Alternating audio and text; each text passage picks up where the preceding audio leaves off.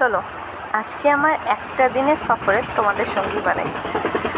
আজকে আমি একটু ঘুরতে যাব, বেড়াতে যাব বলতে পারো। তো সেই জন্য আজকে সকালবেলা নর্মালি আমার যে সকালটা যেভাবে শুরু হয় তার সঙ্গে একটু ঘুরতে বেড়াতে যাওয়া একটু ছোট ছোট মুহূর্ত আজকে আমি তোমাদের সঙ্গে শেয়ার করব। সকালে কী করি আর কোথায় ঘুরতে গেলাম। তবে হ্যাঁ, আমি এখানে যা যা করছি এটা আমি এখন বাবার বাড়িতে আসি, সেটা বাবার বাড়ির রুটিন। শ্বশুর বাড়িতে গেলে মোটেও এরকম হয় না, উল্টোটা থাকে। সেখানে আমার কোনো কিছু ঠিকঠাক টাইম মতো হয় না। তো ঘুম থেকে ওঠার পর আমি উঠে গেছি।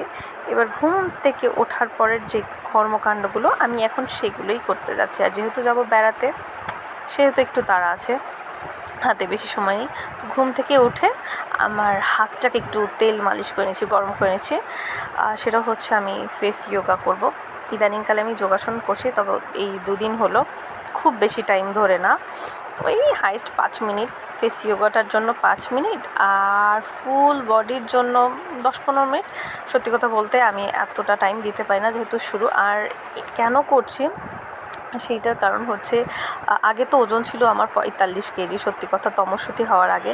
তারপরে তমস্বতী পেটে আসার 5 মাস পরেই আমার ওজন 62-তে দাঁড়ায়। 65-62 ছিল, তখন ছিল 65। তো আমার ডেলিভারির পর ওজন এসে দাঁড়ায় 62। তো সেই 62 থেকে আর ওজন কমেনি আমার। এই যে 45 টু 62, এই যে 17 কেজি ওজনটা বেশি, এই যে ওয়েট গেইন করলাম, এটা আমার কাছে অনেক বেশি মনে হয়। অনেকেই বলে ঠিক আছে এখন এই বয়স সমস্যা নেই, কিন্তু আমার কাছে মনে হয় এটা অনেক। কারণ আমি যেখানে 45 ছিলাম সেইখানে 62 আমার কাছে অতিরিক্ত মনে হয়। আর সত্যি কথা বলতে কি, অনেক আগে থেকে আমার এইটা ওয়েট লস করা উচিত ছিল। আমি কখনো আগ্রহও দেখাইনি, যেহেতু অলস মানুষ, ওই করবো বলে হয়নি। এবার দেখলাম না বাবা, সিরিয়াসলি এটা বিষয়টা নেওয়া উচিত। এত ওজনটা আমার জন্য ভালো লাগছে না। তো সবাই যেহেতু পারে ওয়েট লস করতে, আমিও পারবো। তো ট্রাই করে দেখি। আমার একটু টাইম লাগবে, যেহেতু আমি অলস মানুষ। আর সত্যি কথা বলতে কি, মাতৃত্বের স্বাদটা যেমন অনেক, কিন্তু এর পিছনে আছে অনেক স্যাক্রিফাইস। যে মা হয়েছে সেই বুঝতে পারবে। কারণ এখানে প্রচুর একটা মাকে অনেক অনেক স্যাক্রিফাইস করতে হয়। তার ফিজিক্যাল দিক বলো, মেন্টাল দিক বলো, সব দিকেই। রাতের ঘুম কামাই, বাচ্চার জন্য রাত জাগা, শারীরিক অনেক পরিবর্তন আসে। সেটা যে মা হয়েছে সেটা সে খুব ভালো করে বুঝতে পারবে। এটা আশা করি, বলার কিছুই নেই। তো সেইখানে ওজন বৃদ্ধি হবেই, আরও অনেক শারীরিক পরিবর্তন আসবে, এটা স্বাভাবিক জিনিস। আবার কথায় আছে যে একটা নারী মা না হলে সে স্বয়ং সম্পূর্ণ নারী হয় না। তো যাই হোক, কিছু পেতে গেলে কিছু স্যাক্রিফাইস করতেই হয়, এটাই স্বাভাবিক। তো ওজন বৃদ্ধি হবে, এটাও স্বাভাবিক, কিন্তু সেটাকে কমিয়ে আনতে হবে। তো আমি তার সঙ্গে এই জন্য, যেহেতু ওজন বৃদ্ধি হয়েছে, শারীরিক যে মেদ ভুঁড়ি সবই বেড়েছে, তো সেটাই কমানোর চেষ্টা করি। তো ফেস যোগা, তারপরে এমনি যোগাসন করার পর আমি স্নান করে আসলাম। আর স্নান করে আসার পর আমার একটা রুটিন হচ্ছে মালা জপ করা। যেহেতু আমি শক্তি মন্ত্রে দীক্ষিত, আমার হচ্ছে মালা আছে। মালা হচ্ছে রুদ্রাক্ষের মালা। সবার যেমন যারা কৃষ্ণ মন্ত্রে দীক্ষিত হয় ওদের কাঠের মালা থাকে, আমাদের হচ্ছে রুদ্রাক্ষের মালা। সেটা জপ করতে হয়, আগে গুরুর নাম জপ করে তারপরে মালা জপ করতে হয়। মালা যেহেতু নিয়েছি, ত্রিসন্ধ্যা তো অনেক হয় না, তো একবার করি। আর আমার মালা জপ করতে টাইম লাগে, কারণ হচ্ছে আমার ওখানে, আমি তো শুধু মালায় প্রথমে তো আমি গুরু নাম জপ করি, তারপরে বীজ মন্ত্র জপ করার শেষে আমি হচ্ছে 108 বার গায়ত্রী মন্ত্র, 108 বার মহামৃত্যুঞ্জয় মন্ত্র, এই মা শ্যামসুন্দরী নাম, আমি সবগুলো এই রুদ্রাক্ষের মালায় শেষ করি। শেষ করার পর আমি আমার যেটা আছে কাঠের মালা, যেটা যারা কৃষ্ণ মন্ত্রে দীক্ষিত, ওই মালাটা, ওটাই আমার শ্রীকৃষ্ণের যে নাম, মানে শ্রীকৃষ্ণের কিছু মন্ত্র, হনুমানজির কিছু মন্ত্র, ওটাই আমি 108 বার করে নিই। তো দুটো করে মিলিয়ে করতে গেলে প্রায় আমার 30 মিনিট লাগে। হ্যাঁ, এরকম লেগে যায়। তো এই জন্য আমি ত্রিসন্ধ্যা করতে পারি না। ত্রিসন্ধ্যা করতে গেলে অনেকটা সময় লাগে, তাই আমি একবারই করি স্নান শেষে। আর তারপরে আমার এই তো মহামৃত্যুঞ্জয় মন্ত্র, গায়ত্রী মন্ত্র, গুরুর মন্ত্র এক মালা করে পড়তে হয়। কারণ আমি যদি এক মালার বেশি করতে যাই, সব মিলিয়ে আমার প্রায় 2.5 ঘন্টার মতো লেগে যায়, প্রচুর টাইম দেয়। এত সময় তো যেহেতু ওইটা পিছনে দেওয়া যাবে না, ওইটার পিছনে এত সময় দিলে আর কোনো কাজ থাকেই না। আর মা শ্যামসুন্দরীকে তো সবসময় কাছে রাখি। বিশেষ করে মা শ্যামসুন্দরীর কথা বলার কিছুই নেই। এখন তো ফেসবুকে এই ফোন খুললেই প্রচুর ভিডিও দেখা যায়, ইউটিউবে দেখা যায়। যারা ইন্ডিয়ান লোকজন তারা তো খুব ভালো করেই চেনে আমাদের থেকে। আর প্রথমত আমার বর এই যে চৈত্র মাসের দিকে যে যখন গেল ইন্ডিয়া, ওকে বলেছিলাম যে মা শ্যামসুন্দরীর কাছে যেতে। আমি এই ফোনে ভিডিও দেখেই মার কথা জানতে পারি জীবন্তকালী। তো ওখান থেকে আমাকে এই মায়ের একটা ছবি এনে দেয়।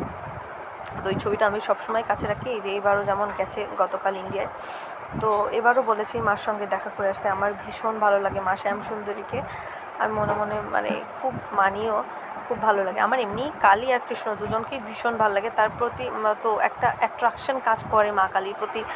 তো মা ওকে বলেছি যে যাবা। তো এই জন্য আমি হচ্ছে মার ছবিটা আমি সবসময় সঙ্গে রাখি, মায়ের নামও জপ করি। তো আমি যেহেতু স্নান শেষে এসেছি, এখন আমি মালা জপ করছি। মালা জপ করা শেষ, এখন আমার শেষ হয়ে গেলে আমি এখন রেডি হতে যাব। তো আমার দুটো মালা করাই শেষ, তো চলো যাই। এখন আমি রেডি হইনি, আর মা খুব তাড়া দিচ্ছিল। আর যেহেতু সত্যি কথা যাবো আজকে একটা জায়গায়, আর আমি অনেক স্লো কাজে, টাইম লাগে প্রচুর, আমার প্রচুর টাইম লাগে, আমার স্বল্প সময়ে কিছুই হয় না।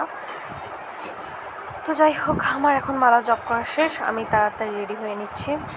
রেডি হয়ে আমি বের হয়ে পড়ি চলো তোমাদের সঙ্গে।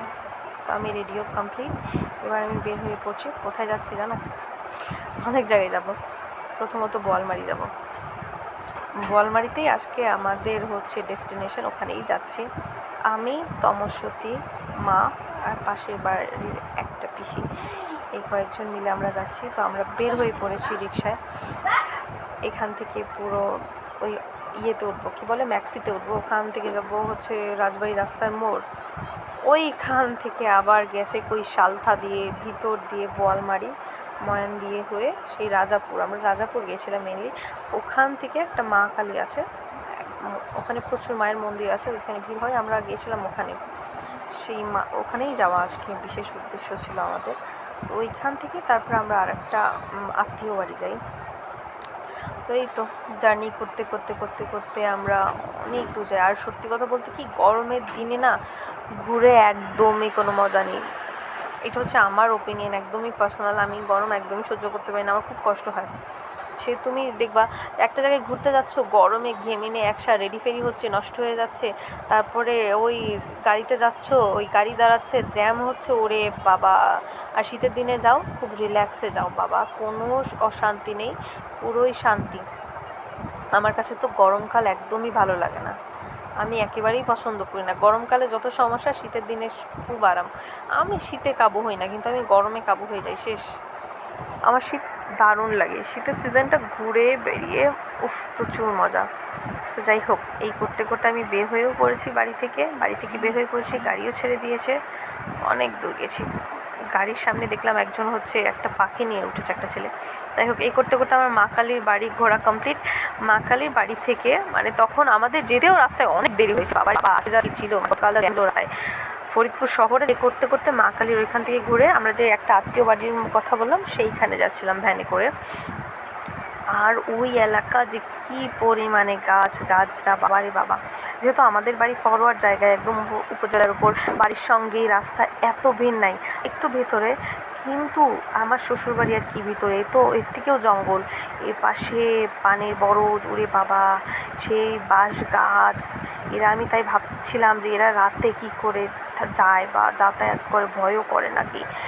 আমি শুধু হাঁটছিলামই, ফাঁকা ফাঁকা বাড়ি, কোনো বাড়ি ঘর নেই। বাপরে বাপ, মানে ভয়ও করছিল।